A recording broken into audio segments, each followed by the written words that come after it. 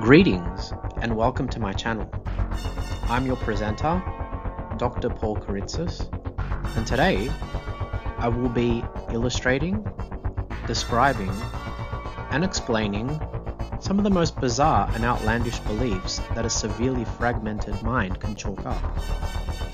A series of interconnected but monothematic convictions about reality that would leave any concerned relative alarmed, mortified, and scratching their heads in trepidation.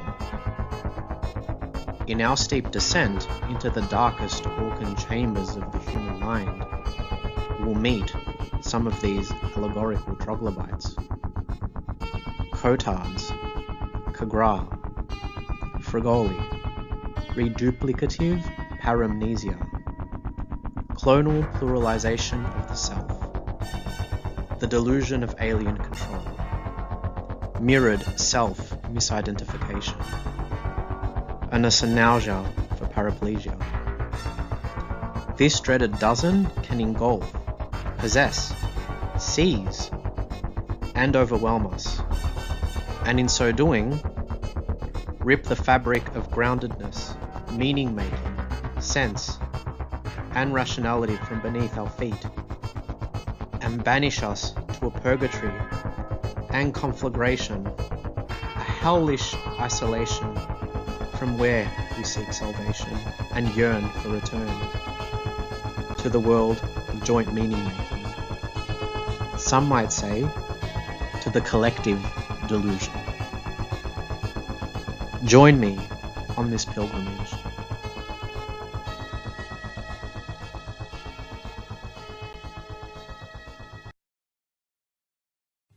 Welcome to this fascinating feature on the organic or monothematic delusions. A bit of a misnomer because they're not just epiphenomena of an organic ideology.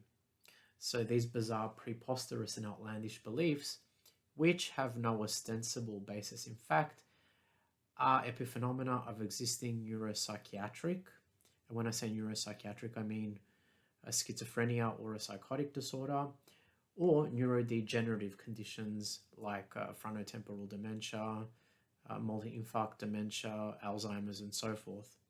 Or they can be byproducts of vascular or traumatic etiologies, so things like traumatic brain injuries, stroke, post-traumatic seizure disorders, encephalopathies, subdural hematomas, subarachnoid hemorrhages, cortical dysplasia due to tumor growth, etc. Let's go ahead and have a look at each of these organic delusions one by one. I've been hiding in this dark room all day with the curtains drawn because I can't stand the sight of other people. I don't want them to see me. I can't stand the sight of myself. I'm rotting. My limbs stink. I'm decomposing. I just can't stand it anymore. Oh my God, I'm dead.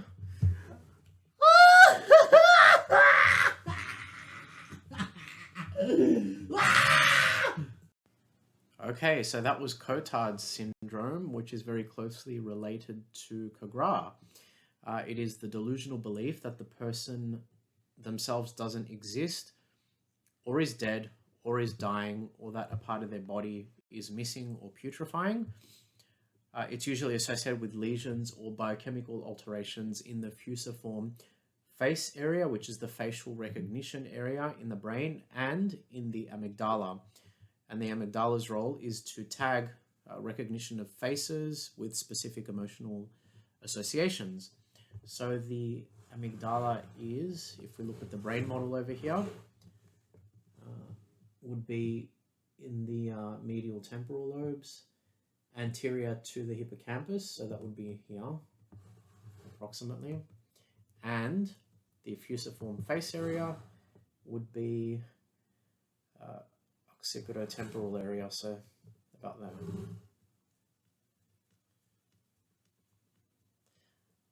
And as I've mentioned before, it's a little bit hard to discern on this model because the cortex is transparent, or translucent rather.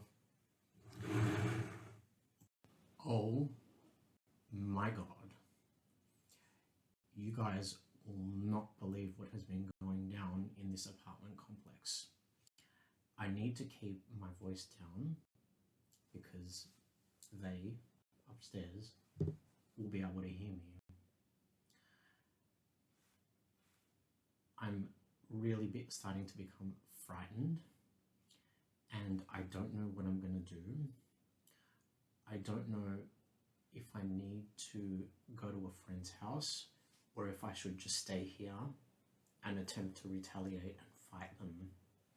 But what's been going down is that in the last 3 weeks, approximately, the people that have been running this apartment complex have been switched.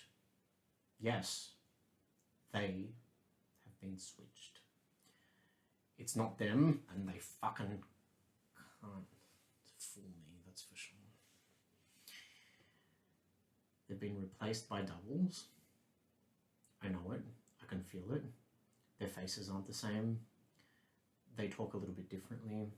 They're like robots almost. And they're being replaced by the aliens. So the aliens are doing this because they're trying to find a way to evict us from these apartments, and I'll have none of that. So they think that they can outsmart me, but they should know better. I will not be outsmarted. In fact, I will be waiting for them behind the door. Next time they knock, I will open, but I will be hidden behind the door with a baseball bat. Okay, so that was Cagra syndrome, which is closely related to Cotard syndrome. So Cagra is the delusional belief that a person, that being a friend, a spouse or family member, has been replaced by an imposter. The individual is usually highly suspicious or paranoid of this imposter. One patient that I remember reading about said that the imposter of her son had different colored eyes, he wasn't as big and brawny, and that her real son would not have kissed her. The underlying neuroanatomical correlates, so that's usually the disruption of the autonomic processing aspect of facial recognition, so that viewing familiar faces doesn't result in an autonomic system response or an emotional response. It's usually correlated with dysfunction or lesions of the frontal lobes. It's usually both, the left and the right, right over here. Or it can also be associated with diffuse right hemispheric lesions, right? So the module for facial recognition is intact in this particular delusion or syndrome, but the module that supplies emotional associations, so the limbic circuit, which includes the amygdala, is either disrupted or disconnected or damaged. So Cagra syndrome is interesting because prosopagnosia, which is another neurological deficit, has been illuminated as a potential etiology for it. So what is prosopagnosia? It's basically the inability to differentiate between different members within a class of objects, or the ability to identify familiar faces. This particular syndrome is caused by bilateral lesions in the fusiform gyrus of the occipitotemporal junction, so which is about here. So bilateral lesions, so we're looking at lesions to these areas. So this is a posterior view of the brain, obviously. So these two, where my two fingers are here. Another fascinating condition. Hi, my name's Derek and I'm making making this video just in case something happens to me. Hopefully somebody can find it. So, I don't know how to describe. Oh well, let me start from the very beginning. So my aunt hated me when I was growing up, and she wanted to kill me. I think she tried to poison me. She tried to, run me over at one stage. It was just bad. And she told me once that, if she died, she would still find a way to come back and haunt me. And I've just been scared of her since. And I'm not sure, but I think she's back. So 2 weeks ago, I was in a car accident, and I was hospitalized. And this nurse came into the room, and I looked at her and I was like, oh my God, that's my aunt. And I know that it was my aunt because she had the same beauty spot in the same part of her face. And she was wearing the same dress that my aunt used to like to wear. And I was like, oh my God, she made it back. And she just checked my chart and then left. And then this doctor came in. But then I was looking at the doctor's mannerisms, and his mannerisms were exactly like my aunt's. And I was like, oh my God, it's her again. She's found this way to change from one person to the next. I don't know how she does it. The doctor left, and then a group of my friends came in, and I realized that she had disguised herself as one of my friends. She wants to kill me. She wants to poison me. She wants me to rot underneath the earth. I don't know what to do. I seriously don't. I need help. I can't believe she's back. She's a witch. My God. Okay, so this one is a very bizarre one. This is the Fregoli Syndrome or delusion. It was first identified in 1927. It is the belief that the same person known to the patient is masquerading or is able to change or disguise him or herself as other people that the patient meets. In hospital settings, patients may misidentify a member of the treatment team, so for instance another doctor or a nurse, as this same shapeshifter, and this usually leads to some very egregious and untoward verbal threats and aggressive behaviors. It is usually associated with damage to the right frontal or the left temporoparietal cortex over here. Right, so temporoparietal is just basically a composite word, which means the junction of the temporal and parietal lobe. It is another very, very unusual condition. Hey guys, it's Chuck. It's been a while since I've been online, and the reason for that is that like 3 or 4 weeks ago, I can't really remember now, my mind's all fuzzy, I was walking near a construction site, and this rock just came flying out of nowhere and hit me in the head, and I ended up with an open head injury, and I was in the ICU for a while. Ended up spending a few weeks in hospital, and my mum just brought me home now. Still not feeling 100%. I don't remember things very well. I have problems recalling names, and it's just been really, really difficult. I can't read. My head hurts ever. If I try to read something, I end up with a massive headache. So I'm just trying to take it easy. But, like one of the first things that I noticed when I came home was that something felt like, like really different. And I sat down, and then kind of like it later occurred to me that I think that I'm not at my real home. Like, I think my mum may have brought me to a different place. It kind of looks like my real home, but it kind of isn't. Like, the bed's not in the right spot, and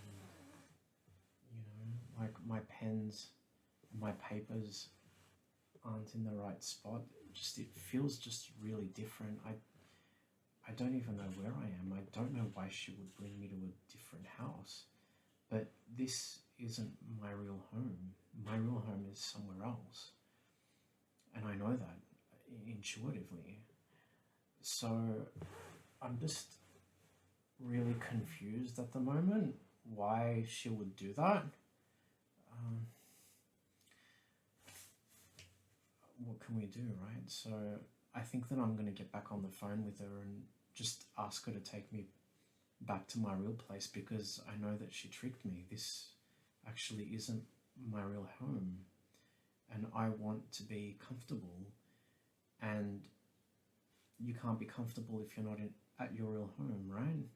So, and I think you guys would agree with me, right? So you've all been supporting me for so long, right?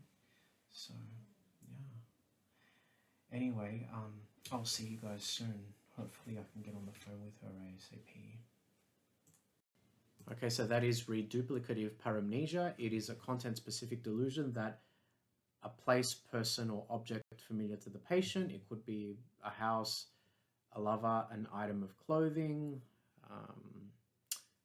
food, or a piece of furniture, exists in two physical locations simultaneously. It's usually associated with right frontal or bifrontal lesions, in combination with other diffuse right hemispheric lesions, especially those of the superior parietal lobe over here, which is located posterior to the central sulcus, the huge fissure dividing the frontal and parietal lobes. Why is this area implicated? So we know that the right parietal lobule plays a more significant role in visuospatial orientation and analysis, because when we lesion that area, he or she, the patient, usually ends up with a condition known as hemi-neglect, right? So, and in hemi-neglect, they will act as though anything in their left hemifield doesn't exist. It's also called visual and tactile extinction. It usually affects those two modalities, the visual and the tactile. It's a fascinating condition. It was spoken about at length by Oliver Sacks.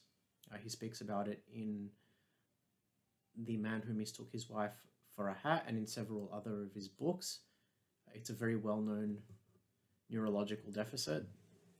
I highly recommend you look it up. It's fascinating.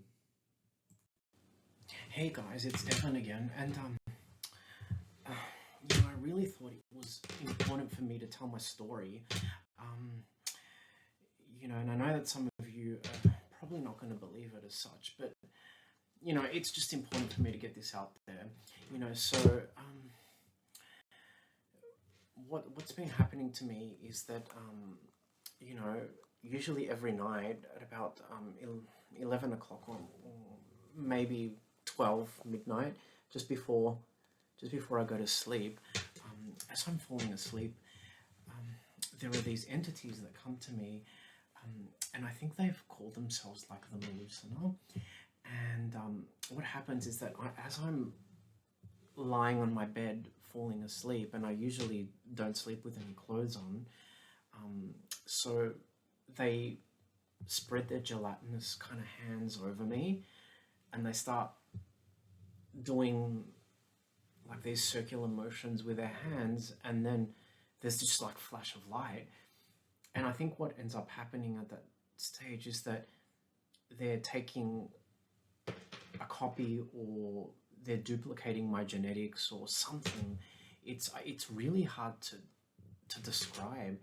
It's almost like being in an MRI scanner, and then when you're sitting there in there motionless, and the scanner just comes down, and there's that terrible noise that comes along with it, and it's kind of scanning your whole body. That's what the Melusina do, is that they take a picture of your body, and they also take pictures of your genetics and your physiology and like everything, and they duplicate it. So they're essentially stealing the copyright to yourself, So it's really bizarre, and I know this because I feel it like getting extracted out of me. And you know, what they end up telling me is that there's, you know, literally thousands of you on different continents, and that's disturbing. Like, I can't believe that I'm no longer a unique person. I'm no longer a unique individual. These Melusina have to come and steal my traits. They have to steal my psychology. They have to steal my biology. They have to steal everything that's uniquely me and make copies of it and disseminate it to others. And it's like, so there's millions of other me's that are just scrambling and meandering around everywhere. And it's just really, really, really highly distressing and annoying. Have any of you had similar experiences? And one other thing they told me about a few nights ago is that literally no one has free will. I kid you not. Like, literally no one. So what they do is that they insert like these little chips inside everyone, and when you're born, and it's the chips that actually control you, so that you think that you have free will and that you're operating like, you know, out of your own volition, but really it's the chips that actually operate everyone, right? And there's this massive like scheme behind this. It's like they do it because they enjoy playing games with humans. So really, you know, like, we're not in control of our own actions. We're just like these puppets, these gloves for them to put their disgusting hands in and just control us. You know what I mean? And it makes me feel utilized and abused, and, you know, like I'm just this thing that can just be used like a condom and then just discarded like that. I mean, we need to retaliate. We need to fight back. I'm telling you this.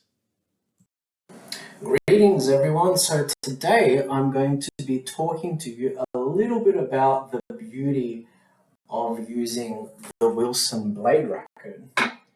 Right, so let me just reorient myself over here. What? How the hell did you get in here?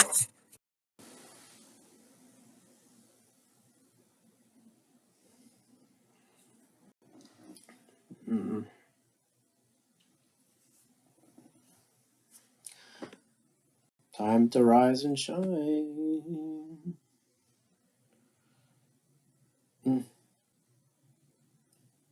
There's this weight on my stomach. It feels like it's someone's hand. Whose hand is that? There's no one here.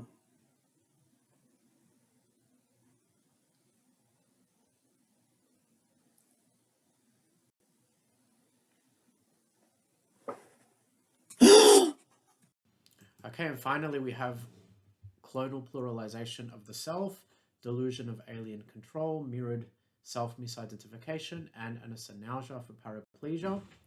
In clonal pluralization of the self, the primary belief is that others or the individual themselves has been psychologically and physically duplicated or multiplied.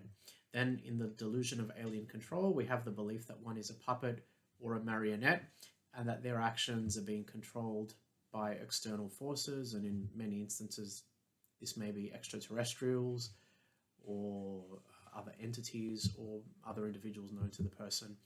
Then we have mirrored self-misidentification, which is a misattribution of one's own reflection to another individual, which cultivates the belief that someone else is in the room. And then obviously in anosognosia for paraplegia, we have the belief that the left paralyzed hand is actually not one's own. And in the last one, we not only have the diffuse right hemispheric lesions, which are characteristic of all the other misidentification delusional syndromes, but we also have a specific lesion in the right motor cortex and specifically in the area that controls the hand. Right, so the right motor cortex controls the contralateral part of the body. So that's going to be, if you can see, it's anterior to the central sulcus, which divides the frontal and the parietal lobes. So the central sulcus is this line over here, or this fissure over here, just here. And the motor cortex is over here, the strip of the motor cortex, the motor homunculus, and the part that controls the hand is roughly over here. So it's roughly around there. Okay, so there's a two-factor or two-deficit theory which asserts that there first must be an existing deficit giving the patient a trigger for the delusion. The first factor, which may render or confer vulnerability to the development of a full-blown organic delusion, varies depending on the nature of the belief. For Cagra, for instance, there might be a lack of emotional response to seeing familiar faces. For Cotards, it might be global dysfunction of the autonomic nervous system, including the sympathetic, fight or flight, and the parasympathetic rest or digest functions. In Fregoli, it could be a combination of paranoia with autonomic hyperactivity. In the delusion of alien control, there may be no sensory feedback in initiating and sustaining a movement, as well as existing paranoia. In anosognosia for paraplegia, there could be a lack of motor function in the left upper limb. And in mirrored self-misidentification, the patient may fail to recognize the reflections of others and themselves. So these triggers imbue the delusion with a narrative color. So we've spoken about the first factor. The second factor involves an impaired ability to objectively assess the reality of one's own situation. So impaired evaluation and monitoring of one's own belief systems. It is associated with damage to the right frontal areas of the brain. Neuropsychological testing, coupled with the recording of event-related potentials, has consistently demonstrated decreased electrical activity in the right frontal areas of the brain when patients with these delusions are engaged in working memory tasks. Contrary to what some people think, these delusions are actually amenable to reality testing through interventions like cognitive behavioral therapy and may temporarily resolve or attenuate under the auspices of solution-focused psychotherapy. Their persistence may be associated with loss of frontal lobe integrity, which subserve higher order cognitive functions like foresight, prudence, self-awareness, self-monitoring, and, of course, abstract reasoning. Generally, the intensity of the delusion fades gradually as executive functions subserved by the frontal lobes start to recover or improve. One final word of wisdom or pearl of wisdom pertains to the word delusion itself, which means an erroneous belief, something that's not necessarily reflective of the patterns or nomothetic principles woven into nature or the universe. It's interesting how we call them organic delusions. It's always from our frame of reference, from the frame of reference of the collective neurotypical, or mostly neurotypical individuals who were basically imbuing all these smaller microcosms which are buttressed by differential biochemical and neuroanatomical anomalies as erroneous, as delusions, right? So we call them delusions from our frame of reference, though what we partake in is essentially a collective delusion, because what we experience of the cosmos, so with our neurotypical wiring, is only a partially accurate simulation of reality, and something which is partially accurate may very well be erroneous too. It might be, it's most probably a delusion. So we're calling organic delusions erroneous when our perspective or view of the cosmos is probably equally delusional. It's just something to think about. So this is more a philosophical question. So we have the collective delusion, which we consider veridical. And then we have these other little permutations, these little microcosms, which are birthed when there's fundamental biochemical and or neuroanatomical aberrations or changes in the human brain, which cause a shift in our neuropsychological orientation or in the way that we view the cosmos and the world. Which one is more correct? The collective delusion or these idiosyncratic organic delusions? So just some food for thought. In any case, I will see you next time. And last but not least, we have a list of references for further reading. Enjoy.